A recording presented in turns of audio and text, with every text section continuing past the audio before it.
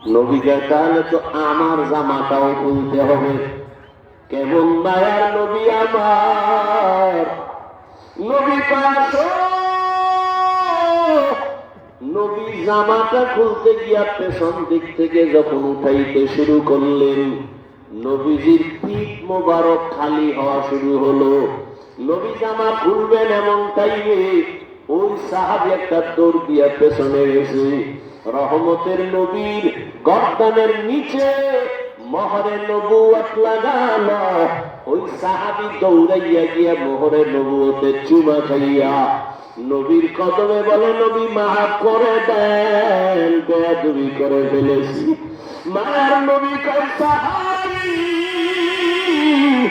আমার মোহরে নবুয়তে চুমা দিলি না জানো জান্নাত ওয়াজিব করে ফেলেছ,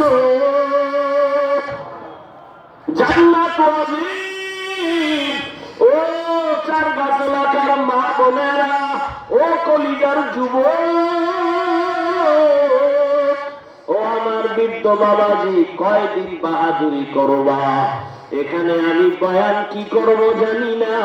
বয়ান তো আজকে বিধর্মীকে করা দরকার, তোমাকে কেন করব?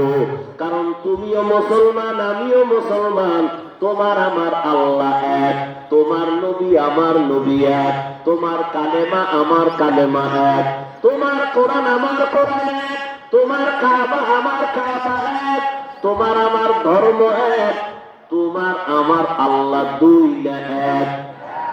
এই চার গাছওয়ালাদের আল্লাহ আর একজন, চার গাছওয়ালাদের নবী আর একজন।